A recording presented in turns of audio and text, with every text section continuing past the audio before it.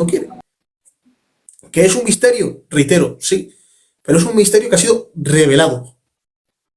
Así En es. cierta medida, creo que conocemos un vaso de agua en comparación a un océano entero referente al tema de Dios. Muy bien. Y creo que me quedaría corto, porque estamos hablando de un Dios infinito. Mira, fíjate que cuando vamos al libro de Juan, al Evangelio de Juan, presenta a Jesús como el Verbo.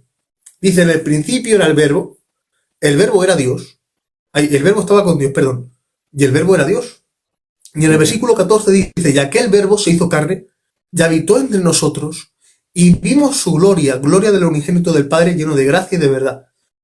Leyendo Juan capítulo 1, te das cuenta de que el Verbo es Jesús. Pero aún así, hay quienes han querido confundir y tergiversar este hecho. ¿Cómo? Diciendo que cuando hablamos del Verbo estamos hablando de algo abstracto, que pertenece a Dios, y que no estamos hablando de un ser personal. ¿Y por qué hacen esto? Porque les puede la rabia y no pueden soportar lo que la Biblia está diciendo específicamente. Ahora, si tuviésemos que buscar el significado verdadero de lo que Juan está diciendo en su Evangelio, pues ¿no sería mejor que escuchásemos qué más dice Juan sobre esto?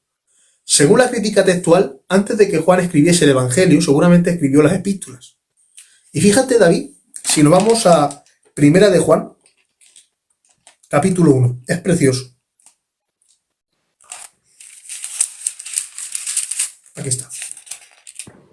Dice, lo que era desde el principio, lo que era, no lo que fue en el principio, sino lo que era desde el principio. En el principio ya era. Al igual que lo vemos en el Evangelio, lo vemos aquí también, por el mismo apóstol. Dice, lo que hemos oído, lo que hemos visto con nuestros ojos y lo que hemos contemplado y palparon nuestras manos tocante al verbo de vida. El verbo no puede ser algo abstracto, porque lo tocaron. El verbo no es un pensamiento, una palabra, porque no solo lo vieron y lo escucharon, sino que lo tocaron. Y fíjate, dice, porque la vida fue manifestada, y la hemos visto, y testificamos y os anunciamos la vida eterna, la cual estaba con el Padre. Repito, la cual estaba con el Padre, y se nos manifestó.